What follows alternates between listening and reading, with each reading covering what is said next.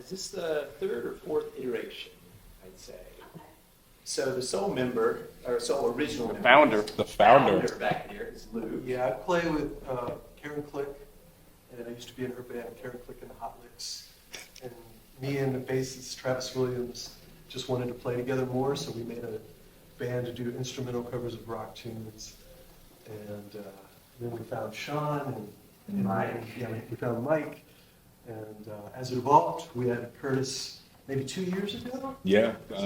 I think this is about my third year. Almost third, Jason into the mix right before Jason. Curtis. Right before Curtis. So when we were doing this before bringing Curtis, it was still covers, but the saxophone was playing all the melodies. So the idea was more, at first more background, like, oh, I recognize that tune even without the lyrics. And we tried to keep it going with some member change. And we played a few things, but it was, I don't know, not very sustainable.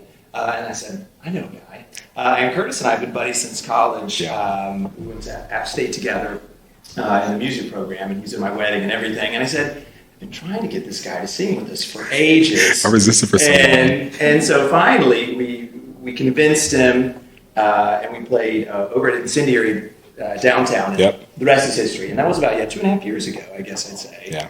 And it really instantly clicked when Curtis joined. Yeah, I was super nervous to play with Well, you guys. my favorite is I was kind of the bridge between these groups, and like on the way home, Curtis is like, "Okay, what do you think? You think they like me to stay in here?" And no more than like 2 minutes later, Mike's giving me a call. He's like, "So you think Curtis? He's like," and so I'm like, "This is the right place to be in the middle of this." So, And I had actually left the band at that point, but when I saw Curtis, I was like, I got to get back in I there. didn't know if I decided to leave it. Yeah, Luke came back in. Hey, this guy's pretty good. So when you asked Curtis back in, was that when you guys realized you wanted to perform elsewhere? Or at what point did you realize, like, this isn't just us playing around for fun, we want to actually play for people? So right before Curtis had come in, we were really, on a 2 gig a year type situation, events with different friends. And it was petering out. It really was. And so we were definitely excited to keep making music and staying with it, but morale was kind of low. You couldn't get your foot in the door anywhere. And that's when we were like, let's add a vocalist. People love to hear the words, and Curtis is, doesn't get better than that. And it was just kind of taken off from there. And it's nice, instead of having to reach out, getting reached out to. Right. And that's kind of been the game changer these past 2 years with this. That was a nice transition. It really was. For sure. Well, okay, so word on the street is some of you are teachers and some of you make real money. So, I was like, I don't know anything about real money. It's one of these guys. Real money. Real money, guys. So I'm a teacher. I teach high school music in Asheboro, North Carolina, and Sean and I are both kind of in that same. That's how we met each other at App State through the music education department. Sure, yeah. So the great music ed program up there, and I thought I was going to be a high school band director forever, and found myself in the elementary music world. And so I'm up in Pofftown, not far from here. They don't pronounce it Vienna like they're doing, but Vienna Elementary. I learned that very quick, and I've been there for 11 years as an elementary music teacher. It's wonderful over there. So yeah, we don't know the real money, but we know. We know the real world maybe. And these guys, well, Luke's also in the music world as well. True. Yeah, I teach at School of the Arts, oh, cool. classical guitar. What do you teach? Classical guitar, but it's a little broader than that. So, but yeah, I have a master's in classical guitar. It's part of what I do. I work for a management consulting firm out of Greensboro, so I've got a nerdy job, so I can do something cool on the side. That's right. Yeah. So, yeah, I have to work hard to keep up with these pros. Yeah, being too humble. No. What about you? So I came to Winston about 25 years ago, and I came down to work for a company and went to MBA school at Wake Forest with Jason. So that's how I know Jason. So we kind of, we played together like maybe a couple of times, but finally, I asked him to join the band, and we got to, experience music together, and it's been great. But what do you do, Mike? Notice he didn't talk about money. Nobody really knows what Mike does. Nobody really knows. You He actually start left that out. a story. 25 years ago, I came to Winston-Salem and started talking about everything except money. That's how you know that's where the real money is. Yeah. I had worked for a public company down here and then broke off as an entrepreneur about about 20 years ago. And I started a solar energy company and a software company and an electronics company. I see. Yeah, exactly. I got you. Cool. Wait, so you said 25 years ago, you came from where? Originally from New York, so I had worked prior to moving down here. I lived in New York City for about 12 years. What about everybody else? I'm from Greensboro, born and Greensboro. raised. Yeah. I grew up in Davie County, moved to Asheville for about 5 years, and then came back over to Kauftown, Oh, okay. close to Shaw's. Cool. And I've been living here, I think, since about 2003, when I came here to go to school the arts. Oh, okay. Where were you before? I was living in Chapel Hill, and then before that, I was in Kentucky. That's where I'm from. Kentucky. Oh, interesting. So where do you guys typically rehearse? Kind of. So we rehearse over at Mike's house, typical for the drummer, he doesn't have to lug his stuff. And he's got I don't know if he loves the title, but we call him the band mom. He's got the band, totes everywhere, he's just straight the set list, and we rehearse over there, it's a great space, for sure. So I think Christy mentioned that you guys had toyed around with your sound a little, maybe tried some jazz or some other things. So what was that journey like? Why did you guys consider other things, or what did you consider, and what did you learn?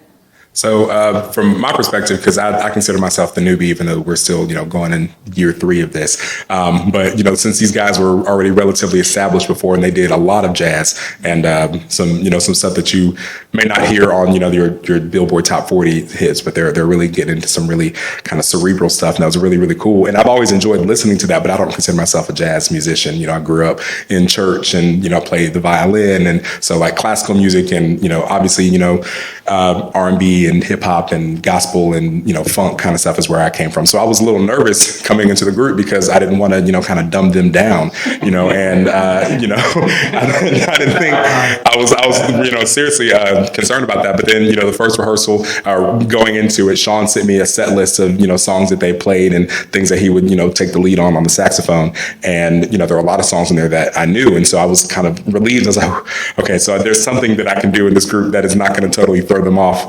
And so we jumped in with songs that they already knew. I brought in, I think, maybe 5 songs that I sent to you guys to because Sean asked me, hey, what do you want to sing?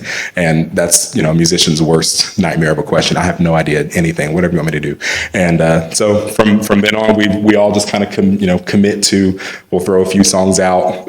Hey, what do you guys want to play? What do you want to, do at our next gig or something that we have coming up throughout the rest of the year? And, it's kind of a collaborative effort, I'd say. I've been in a few bands, and this is the most efficiently practicing band I've ever been in. So we'll come to the table with 3 or 4 new songs, and if they work, we'll iron them out quickly, and if they don't, they get tossed, and it's just really easy. Cool. Well, so what about the original music? Who's writing that? Where does that come from? That's our. Yeah, I love writing songs. You may know Doug Davis in town, and he runs a little songwriting circle. And I joined that, I don't know, it's maybe 6 or 7 years ago, I'm not sure. But I managed to write a lot of songs because there's a weekly deadline in that group. So I've got about 100 songs. So we just kind of go through and look for ones that might work with this project. I would say our MO is we want to have fun, but also we want people to like what we're doing. And when Mike says it has to work, that's the sweet spot. If we play something that we love, we tried Kid Charlemagne, and we just felt like the crowd didn't love it as much as we did, so it kind of gets scooted off to the side. I'm not ready to let that one go just yet. Yeah. Jason has it. But no, I think that's what's cool about it. Not only do we have the originals, I think our taste is very eclectic, yet we know what people want to hear as well. So taking spins on classic tunes, kind of making their own is great. But then we played a Bonnie Raitt song just last night, and you look around, there's these two ladies, and they're hitting each other like, can you believe they're playing this Bonnie Raitt tune right now? And so it's like nice to punch in a few surprises that you're not expecting to hear out in a bar or brewery, Yeah. for sure. So where were you guys last night? We were at Joymonger's Brewing Company in Greensboro. Okay. Yeah. So is there a favorite venue for performing? He's trying to get us in trouble with that question. I know. Yeah. I mean- edging towards spicy, but Yeah. That's good. I like something about all the places that we play. I know it's like the safest answer that I could give, but we really appreciate the opportunities that we've been given by a lot of these places. Joymongers is one of the top ones that come to mind, who give us multiple opportunities throughout the year. This year we're playing at both their Winston-Salem and Greensboro locations once a month, which we're really excited about. But Incendiary Brewing Company, we play at multiples of theirs locations. We play Wise Man Brewing. We got some stuff coming up with them very soon. Foothills. Yeah, we played a whole lot of different locations who are truly, we're grateful to them for that, but we really enjoy And it. after the past 3 years, we've kind of developed like a mutualistic relationship with these companies. First getting your foot in the doors, I don't know how it's going to be responded, but now we can have more of an open, relationship with these companies. Just last year, when Hurricane came through, we ended up going, we ended up partnering with Incendiary Brewing downtown, and they did a match offer, and we just had the most generous folks come out to support us, and we were so thankful that they gave us that venue to raise money and awareness for the folks in Western North Carolina. So having these different venues for different opportunities has been wonderful for us, and I think the community as well. so what's the pie in the sky future goal for the band? That's a great That's a great question. question. Keep doing Yeah. what we're doing. Yeah. We're having a good time. We're having a great time. And as long as people who listen to us have a good time too, I think that's really I think we need more our festivals. more festival gigs. I love to play some more festivals. We Yeah. have the festival in Elkin. Yep. We have Foothills 20th anniversary party. So all of these, more music-centered events are pretty exciting that we haven't really scratched the surface of. So I think that would be something to look forward to. And the private events are fun, but We have a Mardi Gras gig coming up that's going to expand the band a little bit. Some more. Yeah. So we've got work to do. Yeah. on that for sure. I'm looking forward. That's not far Yeah, away. me too. Me too. Where's that? That's going to be at Wise Stand. Yeah, early March. Looks nice and warm. Definitely.